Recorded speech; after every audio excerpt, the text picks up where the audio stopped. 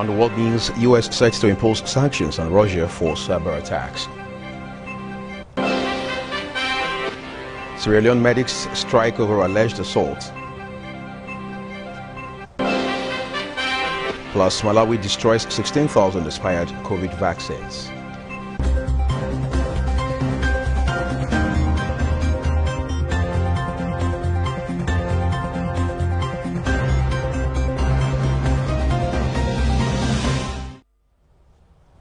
A very warm welcome to all of our viewers across the globe. This is the World News here on ITV. We're live in Benin City, Nigeria. I'm Uyi Agumofwegbe. Defending champions of the National Sports Festival, Delta State, has emerged winner of the National Sports Festival for a record 7th time, with a total of 384 medals to beat their closest rivals, Edo State, who won 341 medals. Delta State also secured the hosting rights for the next edition of the Games in 2022. Best in Bire reports that the Minister of Youth and Sports Development, Chief Sunday Dare, disclosed this during the closing ceremony of the National Sports Festival at the Samuel Ogbomodia Stadium in Benin City.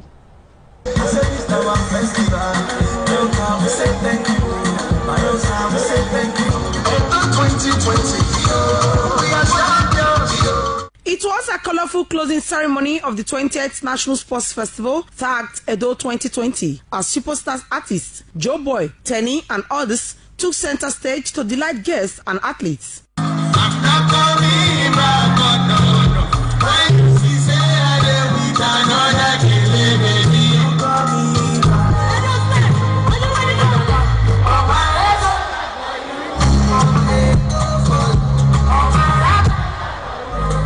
Host Governor Mr. Godwin Obaseki said the past 14 days of the Games has been a huge success despite the various challenges. Governor Obaseki congratulated Team Delta for putting up strong will to maintain their status as the defending champions. We are indeed happy to have hosted the country, dear athletes from all over Nigeria. In Edo, you have shared your faith in a peaceful future, and you have shown how sports can bring people together. Announcing the results, the Minister of Youth and Sports Development, Chisunde Dare, represented by the Permanent Secretary of the Ministry, Nebolisa Anako, said Delta State emerged champion with 158 gold medals, 116 silver medals, and 110 bronze medals. Edo State placed second on the medals table with 129 gold medals, 104 silver medals, and 108 bronze medals. Bayelsa State finished in third position with a total of 169 medals made up of 56 gold, 58 silver, and 58 bronze medals. Rivers State finished in fourth position with a total of 128 medals, while Lagos had 126 medals, which earned them fifth place on the overall medal tables. The overall winner, the Big Heart, Delta State. Thank you.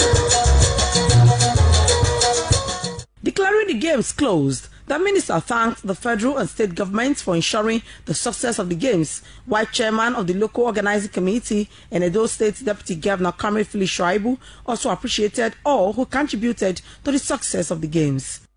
This event would not have been possible without the resilience and support of the federal government, the Edo State government, and all critical stakeholders. This festival will have been possible if not by the grace of God.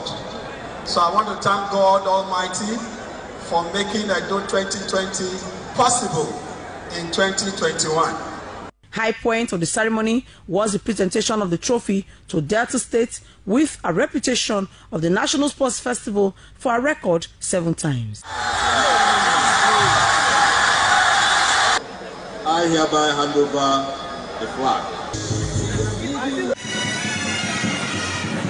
The torch of unity has been extinguished and the hosting right given to Delta State, and that signifies the climax of the 20th National Sports Festival, tagged Edo 2020. Some observers have commended the Edo State government and members of the local organizing committee, chaired by the Deputy Governor of Edo State, Right Honorable Kamil Philip Shuaibu, for ensuring the success of the National Sports Festival in spite of the challenges COVID-19, which made the festival to be postponed a record 3 times, and even the issue of funding. Delta State, all eyes will now be fixed there as they look forward to hosting the next edition. From the Samuel Gomeda Stadium, Benin, Bess Mbiere reporting. The Federal Executive Council has approved contracts for the Nigerian Customs Service and the Federal Inland Revenue Service totaling 21,600 million naira. ITV State House correspondent Ikaro Ata reports that the council also approved a 532 million contract for the construction and furnishing of the extension of University of Ibadan Library. With President Muhammadu Buhari still on a medical vacation in the United Kingdom, Vice President Professor Yemi Oshibanjo continues to preside over the Federal Executive Council meeting.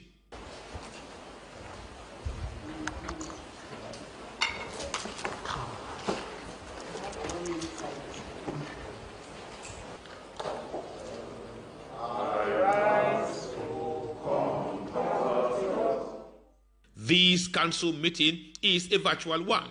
Some ministers and presidential aides were with the vice president at the council chambers, while others joined via internet platforms. After Council Information and Culture Minister Alhaji Lai Mohammed led the Minister of Finance, Budget and National Planning, Mrs. Zainab Ahmed, to address the press. Speaking, the Finance, Budget and National Planning Minister says all the memorandums presented on behalf of the Nigerian Customs Service and the Federal Inland Revenue Services were considered and approved. Explaining further, she says Council approved contract for the construction of the Federal Inland Revenue Service building at Ilikpeju Medium and Small Taxpayers Office at the sum of 539.2 million naira, inclusive of 7% VAT at a completion period of 52 weeks. Presented a memo on behalf of the FIRS. And the purpose of the memo was to get Council's approval for the award of contract for the construction of Federal Inland Revenue Service building at Ilikpeju Medium and Small Taxpayers Office in favor of Messrs. Lavoro International Limited in the sum of 539,277,673 naira and 75 kobo, inclusive of 7.5% VAT, with a completion period of 52 weeks, and Council approved our request. She added that contract totaling 14.55 billion naira, inclusive of 7.5% VAT, was approved for the procurement of 427 operational vehicles for the Nigerian Customs Service operations. A memo that was seeking for Council's approval for the design, construction, and supply of 2 NC-36M monohull patrol boats in favor of Messrs. Port Plus Limited in the sum of 5,062,530,400 naira, inclusive of 7.5% VAT, with a delivery period of 12 months, and Council approved our request. Information and Culture Minister Alhaji Lai Mohammed briefed on Council's approval of a memorandum presented by the Minister of Education for the award of contract for the construction and furnishing of the extension of the library of the University of Ibadan at the cost of 532 million naira. The memo, which was approved, is at the cost of 532 million naira, and with a completion period of 48 weeks. The minister was confident that the project upon completion will boost the learning standard of the university. From the Aso Rock Presidential Villa, Iharo Ata, ITV News, Abuja. Edo State Command of the Nigerian Security and Civil Defense Corps says it fought a jailbreak attempt by inmates at the Nigerian Correctional Service Facility, Ubiaja, is in Southeast Local Government Area. Public Relations Officer of the command, Richard Ogbebo, said that the inmates broke out from their cells and engaged correctional officers in a fight. Ogbebo said the situation has been brought under control with assistance of personnel of the Nigerian Army and the Edo State Police Command. He said security has been beefed up at the correctional facility by all security agencies. Acting Inspector General of Police Alkali Baba has ordered the immediate disbandment of the IGP monitoring satellite offices in Lagos and Port Harcourt over complaints of harassment and operating beyond their briefs by Nigerians. Speaking at his maiden meeting with Command Police Commissioners and Zonal AIGs in Abuja today, Baba said the IGP monitoring unit will be reorganized. The development is coming 24 hours after the Police Service Commission had asked the IGP to check the proliferation of police investigating units. Chairman Police Service Commission Musilil Smith said there must be proper and close monitoring of police investigative units to stem the atrocities its officials committed in line of duty.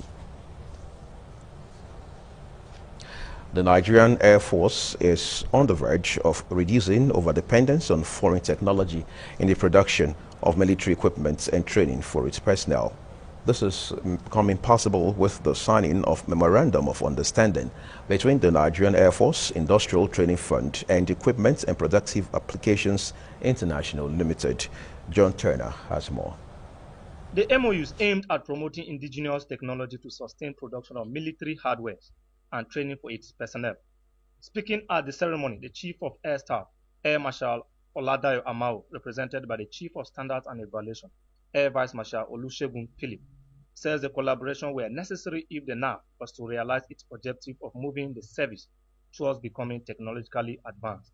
And in line with the focus of the federal government in promoting indigenous technology, the Nigerian Air Force has been looking inward to gradually when assess of over-dependence on foreign technology and to become more innovative and resourceful. This is in line with the two key drivers of the Chief of the Air Staff vision, Air Marshal Isiaka Amao, the Flying Staff. Air Marshal Amao further noted that through collaborations with other organizations and agencies, the NAF has also been able to produce items such as autopilot cassettes and hydraulic diaphragm for helicopters and aircrafts. Through collaboration with different organizations and agencies, the Nigerian Air Force has been able to produce autopilot cassettes for the Mi-35 helicopter, an emergency ventilator system for COVID-19 patients, hydraulic diaphragm for the Mi-35 helicopter and the L-Trainer ZA trainer aircraft. In his remark, the Director General ITF, Joseph Ari, explained that the MOUs would establish a platform through which the signatories would work together in an effort to nurture a cooperative and a win-win relationship among the three institutions, as well as enhance productivity.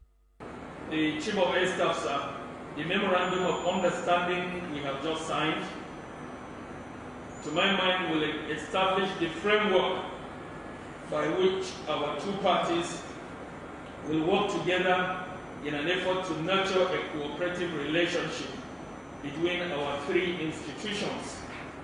This would definitely give room for optimal performance and also enhance productivity.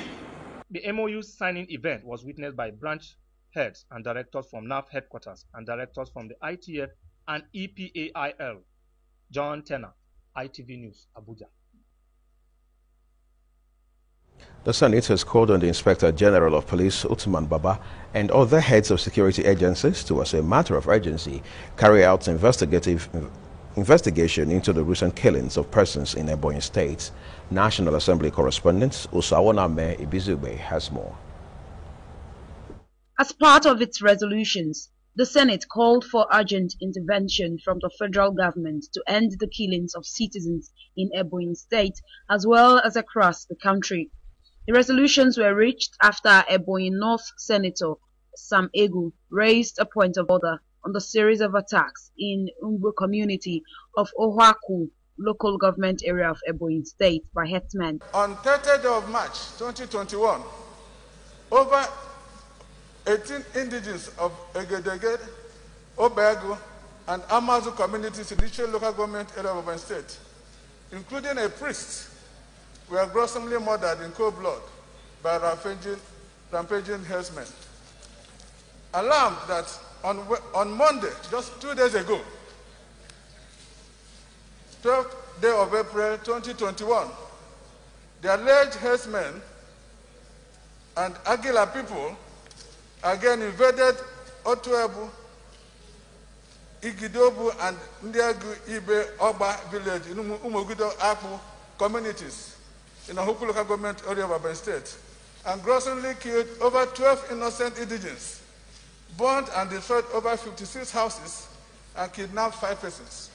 In his remarks, President of the Senate, Ahmad Lawan, urged the federal government and Ebonyi state government to put appropriate measures in place to forestall further attacks. Direct the Nigerian police and other relevant security agencies to carry out comprehensive investigation of these dastardly attacks and to promptly arrest and prosecute the perpetrators, as well as rescue kidnapped victims that are still held captive. Those in favor of this prayer say aye.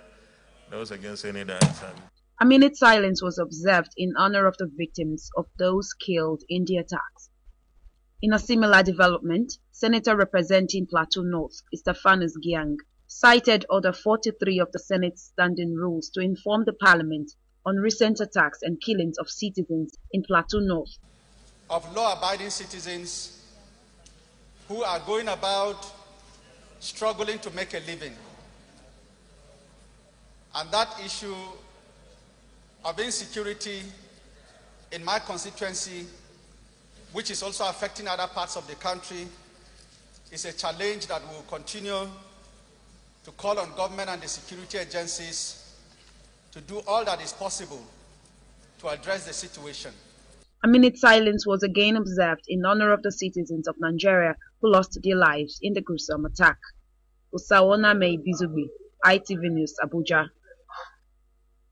Some patients at the University of Benin Teaching Hospital and Federal Neuropsychiatric Hospital, Musedu, Benin City, have expressed gladness over the suspension of strike by National Association of Resident Doctors. Ikmomosa Ogiagbe visited the hospitals. Patients waited to take their turns to see a doctor at the UBTH who were on the ground attending to patients. The situation was the same at the Federal Neuropsychiatric Hospital, Uselu, Benin City. Some of the patients expressed gratitude to the doctors for suspending the strike. It's a very happy news that they are back, and since they have been back, they have been doing their job. I have been here this morning, and they are attending to me. They are also attending to a large number of other people. So where they are attended to me, they are still on the process, stage by stage.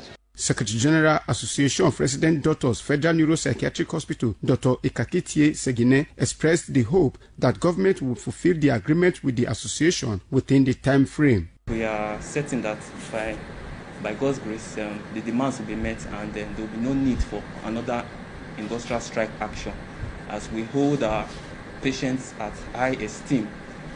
It's not all about strike. As you can see, we are back to work, so everything is going fine. Activity has been going on as normal. Even you pass through the OPD, the outpatient clinic, we have patients there, we have patients on admission, patients are still in the ward. Even while they were on strike, we did not discharge the patients. The consultants were still working, even though the resident doctors were on strike. So work is back to normal as usual. The National Association of Resident Doctors on Saturday suspended its 10-day nationwide strike. Ikmomosa Ugiagbe reporting. You're watching the World News here on Independent Television. Still to come, U.S. sets to impose sanctions on Russia for cyber attacks. You can watch ITV News on Roku TV in the UK, America, Africa, and other parts of Europe. ITV is also visible on Smart TV, Amazon Fire TV, and Android TV. You can view us on TSTV on channel 364 nationwide, on StarTimes channel 130 and GoTV channel 107. Follow us also on our Twitter handle at ITV Radio NG. Subscribe to our YouTube channel at youtube.com/ITV Radio NG. Find all of our top stories at itvradioNigeria.com. We live stream at itvradioNigeria.com/live.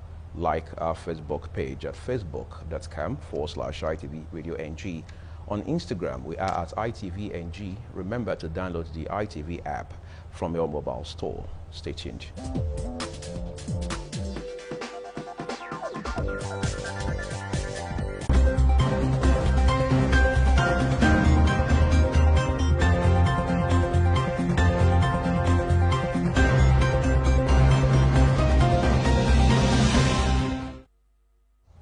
Let's turn to stories beyond Nigeria now. The U.S. government is set to issue a wide range of sanctions against Russia. The move would be retaliation for several attacks aimed at the U.S., including alleged interference in the 2020 presidential elections. Rosalind Everame has details. The sanctions expected as soon as Thursday target more than 30 Russian entities and include the expulsion of at least 10 individuals from the U.S. Diplomats will reportedly be among those targeted. The administration of U.S. President Joe Biden is also expected to issue an executive order barring U.S. financial institutions from purchasing ruble-denominated bonds from June. The sanctions will come as a tense time for U.S.-Russia relations. In a call with Russian President Vladimir Putin on Tuesday, Mr. Biden said the U.S. would act firmly in defense of its national interests. The U.S. has also publicly warned Russia against aggressive action in Ukraine. Russia is reportedly beefing up its military presence on Ukraine's eastern border. Rosalind Evorame reporting. 15 crew members who were kidnapped off the coast of Benin Republic last month have been freed. The Dutch owners of a ship, De Poli, said the crew of its chemical tanker, David B, was safe and can return to their families in Eastern Europe and the Philippines. Paris had attacked the Maltese-registered chemical tanker, which was en route from the Latvian capital, Riga, to Lagos in Nigeria. Kidnap attacks on ships for ransom have become common in the Gulf of Guinea. Sudan's Prime Minister Abdallah Hamdok has called for an urgent summit of leaders of Ethiopia, Egypt and Sudan to try and resolve the disputes over the Grand Ethiopian Renaissance Dam. The talks are seen as last-ditch attempts to revive tripartite talks that collapsed last week in Kinshasa. Ethiopia has vowed to go with a second filing of the dam during the rainy season beginning from June.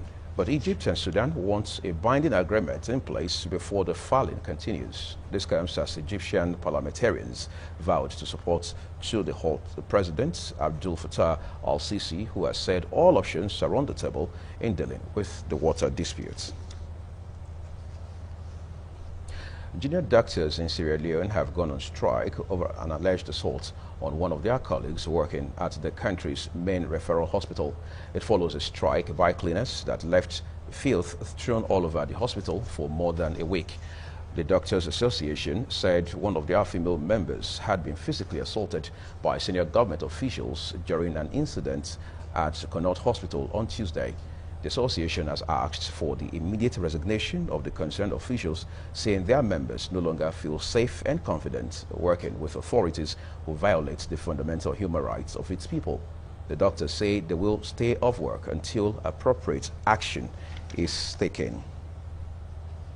An expert has testified in the murder trial of former U.S. police officers, saying George Floyd's death should have been classified as undetermined. Forensic pathologist David Fowler told the court in Minnesota that the cause of Mr. Floyd's death was not clear. Rosalind Evorame has more.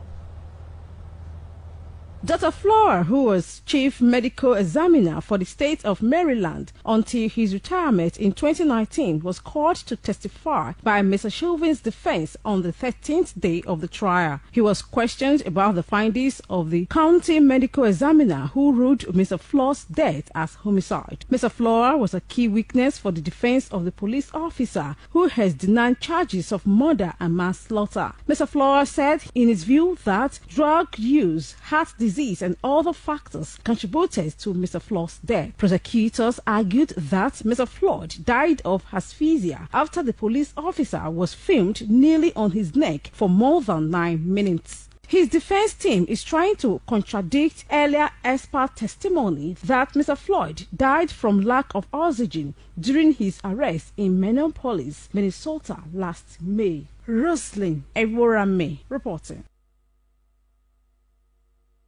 A U.S. white former police officer, Kim Porter, who shot dead a black motorist in Minnesota, has been charged with second-degree manslaughter. Wright family's lawyer, Ben Crump, while responding to the charges, said the killing was intentional, deliberate, and unlawful use of force. Kingsley Uchegbo reports that Kim Porter was arrested and later released on a $100,000 bail.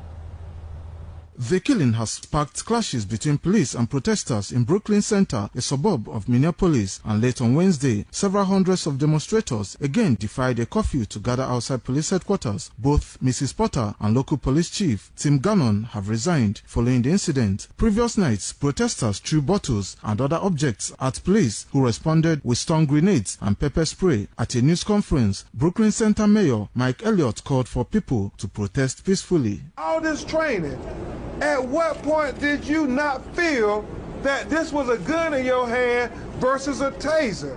Minneapolis is already on edge amid the trial of a white ex-police officer accused of murdering African-American George Floyd. Minnesota's Bureau of Criminal Apprehension said Mrs. Porter was taken into custody on Wednesday morning. She was booked into Hennepin County Jail on probable cause of second-degree manslaughter before bail was posted. Mrs. Porter is due to make her first court appearance on Thursday. Is it your opinion that Mr. Chauvin's knee in any way impacted the structures of Mr. Floyd's neck? No, it did not. None of the vital structures. The charge carries a maximum sentence of 10 years in prison and a $20,000 fine. Kingsley Uchegbo reporting. South Africa's ex-president Jacob Zuma has rejected as a sham a request by the country's top courts to suggest what punishment he should face if found guilty of contempt of court. Jacob Zuma faces possible sanctions for failing to appear in February before Zondo Commission, a judicial inquiry into corruption during his presidency. Chief Justice Mogeng had given Mr. Zuma until Wednesday to file an affidavit no longer than 15 pages to the Constitutional Court. However, in a 21-page letter to the Chief Justice, the former president said that he had come to the conclusion that there was an inexplicable judicial antipathy towards him. Mr. Zuma, who resigned as president under pressure in 2018, facing numerous allegations of corruption, has repeatedly cast himself as a victim of conspiracy. The Malawi government is set to destroy more than 16,000 COVID-19 vaccines that reached their expiry date. The health minister said the vaccines were among the 102,000 doses sent by the African Union 3 weeks ago. Malawi has so far received 530,000 doses throughout the COVAX Global Initiative, the AU, and the Indian government. The health ministry says 300,000 people have so far been vaccinated and hope to reach 11 million people so as to be sufficiently protected. The Somali government says it stands by the decision to extend the term of the president and criticized the international community for seeking to undermine the country's democratic processes. In a statement, the Foreign Affairs Ministry said it was dismayed by statements from some of the international partners.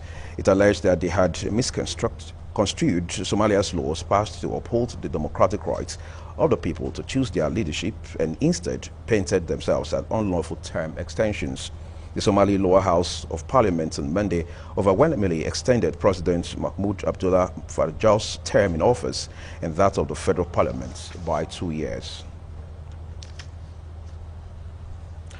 Amnesty International says Eritrean troops have killed 3 people and injured at least 19 others during an unprovoked attack on civilians in Ethiopia. Witnesses told Amnesty that the soldiers were passing through Adwa in the Tigray region on Monday when they suddenly opened fire on people near the town's bus station. They said Eritrean soldiers were shooting from the back of military trucks. Amnesty is calling for an international investigation into this attack and other human rights violations during the almost 6 months of conflict in Tigray. The Ethiopian government has not responded to the latest allegations. Kezia Obama, the stepmother of former U.S. President Barack Obama, has died. The cause of her death has not been disclosed, but Kaya's media says she died in the UK. Kezia Obama's daughter, Alma, who enjoys a close relationship with former President Obama, says she was numb after losing her. Kezia was Obama's senior first wife and had 2 children, Malik and Omar, with him before he went to the U.S., where he met President Obama's mother, Anne Dunham.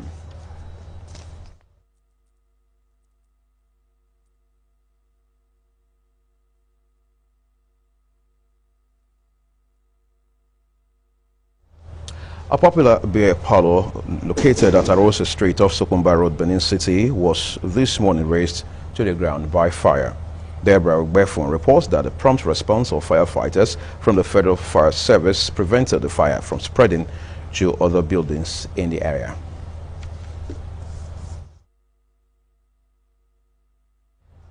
We'll bring you details of that report later. To end the world news here on Independent Television, a look again at our top stories.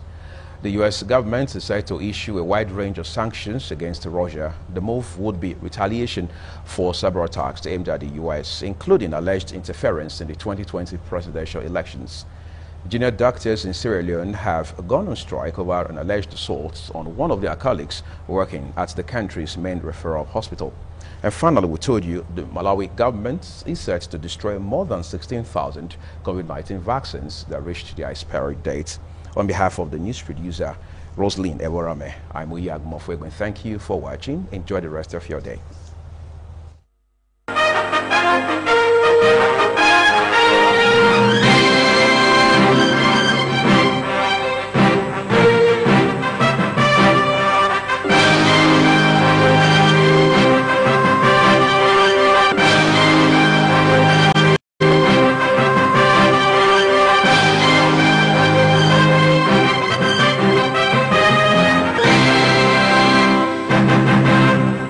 Independent television, certainly the best.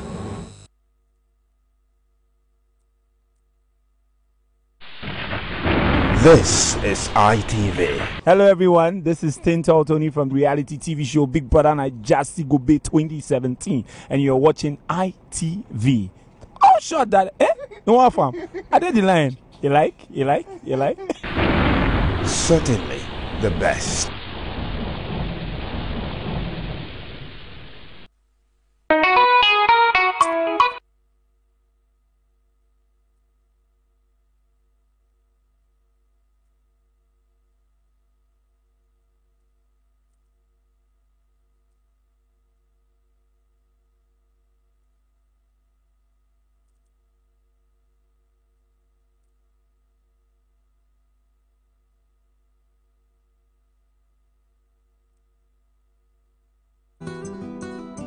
In an ever-busy world, beating traffic jams to meet that all-important appointment can be a huge challenge, but not anymore. Introducing PayRide, your top-notch online taxi, now in Benin City. Download the app PayRide Cars on your Android or iPhone from your Google or App Store. With just a click of the button, our drivers will pick you up at any location to your destination. Receive frequent bonuses on PayRide Cars. Enjoy your ride with PayRide. To contact our customer care and for inquiries, please call 0805-734-8688 or 0809-621-9224. PayRide, a ride with a difference. This is ITV. Hello everyone, this is Tintal Tony from the reality TV show Big Brother Naijasi Gobe 2017, and you're watching ITV. Oh, shut that, No one fam. I did the line. You like?